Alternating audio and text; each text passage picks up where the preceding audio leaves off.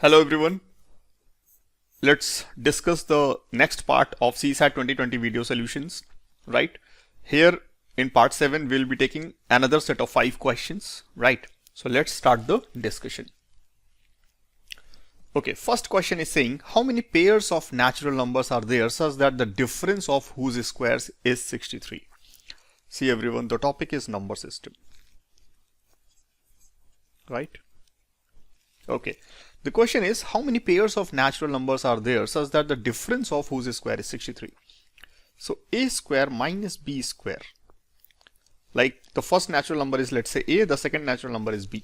So a square minus b square, right? This is what? A plus b into a minus b, right? Which is given as 63. So a plus b into a minus b is given as 63, right? So first of all, factorize 63. So this is 1, 3, 7, 9, 21, 63, right? So there are 6 factors, right? So how many pairs? 1 into 63, 3 into 21, and 7 into 9, right? These 3 pairs can be there, right? So a plus b into a minus b can be 1 into, it can be 63 into 1. I should write like this. So a plus b is 63 and a minus b is 1. So on solving these two equations, a is equal to 32 and b is equal to 31, right? So this is the first pair, and second pair, a plus b into a minus b is equal to 21 into 3. So a plus b is 21, a minus b is 3. On solving these two equations, we are getting a as 12 and b as 9, right? Again, a plus b into a minus b is 9 into 7. So a plus b is 9. A minus b is 7. On solving these two equations, we are getting a as 8 and b as 1, right? So everyone, how many pairs do we have? The first pair is 32, 31. The second pair is 12, 9. And the third pair is 8 and 1, right? So total how many pairs do we have? 1, 2 and 3, right? So total 3 pairs we have where the difference of their squares is 63, right everyone? Fine. So the answer is 3 pairs. All right. Okay. So this is this is the question of number system, and this is a good question, right? And ideal solving time for this question is around 2 minutes, right? During the examination. In fact, I have done this question for you in 2 minutes. In fact, I can solve this question in around 40 seconds. But anyways, I'm the expert of quantitative aptitude, but you are not. So 2 minutes is okay. 2 minutes is okay, but not more than this. 2 minutes is allowed, right? But not more than that. The maximum time frame can be 2 minutes for this question. Not more than that. Okay. All right. So now let's talk about the another one. Okay, question is which one of the following will have the minimum change in its value if 5 is added to both numerator and denominator of the fractions? Okay, so just write the values. This question is again belongs to number system, right? So 2 by 3 is what? 2 by 3 is 0.666, right? 4 by 5 is what? 0.8. 3 by 4 is what? 0.75. And 5 by 6 is what? 0.83, right? 0.83. 333. Okay. Now just add 5 to both numerator and denominator. So I'm just adding 5 to both numerator and denominator. So if I'm adding 5, so this will become 7 by 8. this will become 8 by 9, this will become 9 by 10, and this will become 10 by 11, right? Okay, now what are their values, right? We need to find the minimum change. Okay, so what are their values? 8 by 7, 7 by 8. So 8 8s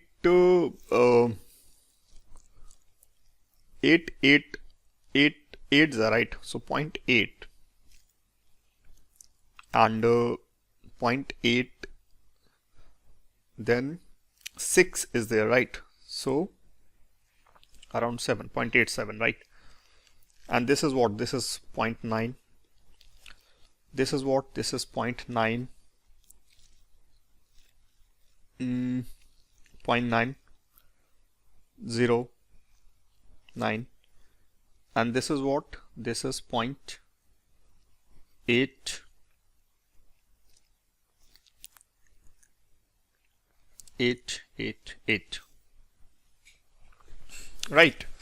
So the minimum change we need to find. So obviously the minimum change is, this is 83 and this is 909, right? See, this is 0.66, this is 0.87, right? This is 0.8 and this is 0.9. This is 0.75, this is 0.83, but sorry, 88, right? But this is 83 and this is 909. I guess this is the minimum change, right? So 5 by 6 has the minimum change. Okay, everyone. This question is simple calculation based question, right? This question is actually calculation based question. We all should try this question at least, because in this question the chances of mistake is less, right? Because this question is, calculation based question. You have to calculate everything, right? So the ideal solving time for this question is around 1 minute, right? But everybody should solve this question, because this question is, for this question you don't need any formula or nothing else. You have to calculate and everybody else will calculate, right? So everyone is like at the same level for this question, so you should solve this type of questions, right? Okay, so now let's talk about the another question. Okay, question is, a digit n greater than 3 is divisible by 3 but not divisible by 6. Which one of the following is divisible by 4? See everyone, a number, a digit, see this question belongs to number system, right? And the topic is divisibility. Question is saying a digit greater than 3 is divisible by 3 but not divisible by 6. Okay, fine. So let's take, let n is equal to 9, right? N is greater than 3, divisible by 3 but not divisible by 6. Then which one of the following is divisible by 4? So 2n is equal to what? If n is equal to 9, then 2n is equal to 18. 18 is not divisible by 4. 3n is equal to 27. 27 is not divisible by 4. 3n plus 1, 27 plus 1, 28. 28 is divisible by 4. This is the answer. 2n plus 4. So 18 plus 4 is 22. It is not also divisible by 4, right? So the correct answer is D. Okay. This is a simple question, right? Here just think one number which is satisfying the condition and put all the options, right? That's it. So obviously for this particular question, if I talk about the ideal solving time, I'll say it is only 20 to 30 seconds. That's it, not more than this, right? This is a simple question, friends. Okay, a very simple question, right? So now let's talk about the another question. Next question says, if 1 liter of water weighs 1 kg, then how many cubic millimeters of water will be weigh 0.1 gram? Okay. See everybody, 1 liter is equal to 1 kg they are saying, right? Okay. So 1 liter is equal to 10 raised to the power 6 cubic millimeters, right? And obviously 1 kg is equal to 10 raised to the power 3 grams, right? So 10 raised to the power 3 grams is equal to 10 raised to the power 6 cubic millimeters, right? What is the question? Question is asking 10 raised to the power minus 1. So 10 raised to the power 3 grams. So divide both the numbers by 10 raised to the power 4, right? So cubic millimeters, right? So this is what 10 raised to the power minus 1 gram is equal to 10 raised to the power 2 cubic millimeter, right? So obviously 0.1 gram is equal to 100 cubic millimeter, right? The answer is 100 cubic millimeter, right? So everyone, if I talk about the ideal solving time for this question, then I should say around 30 seconds, right? Maximum. And yes, please don't try to do these type of questions if you don't know how to go about it, because this is a very basic question based on units. Some of you might have like forgotten all these things till now, right? It may happen, right? So if you don't know like the units, so please don't try to solve this question, just leave this question, right? And if you're confident enough, so please try to solve this question. No problem, you can solve it like very easily, and obviously like in 20-30 seconds you can solve this question, right? Okay, fine. Now let's move to another one. Okay, question says a vessel full of water weighs 40 kg. If it is 1/3 filled, its weight becomes 20 kg. Fine.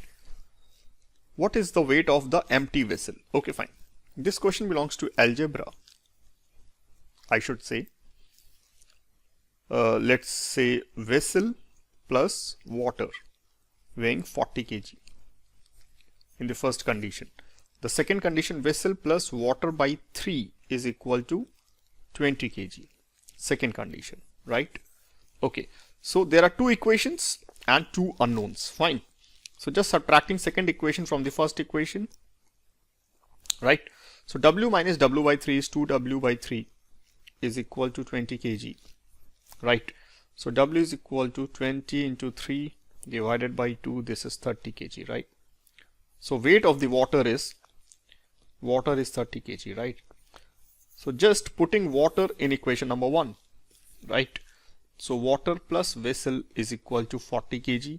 So water plus 30 is equal to 40. So water plus vessel is equal to, vessel is equal to 40 minus 30. This is 10 kg. Right, everyone? So vessel is equal to 10 kg, right? So this is the right approach to solve this question, but the answer is 10 kg, right? A option is correct. And everyone, I am telling you one thinking based approach for this particular question, right? See, just go through the options, right? Go through the options, right? Take first option.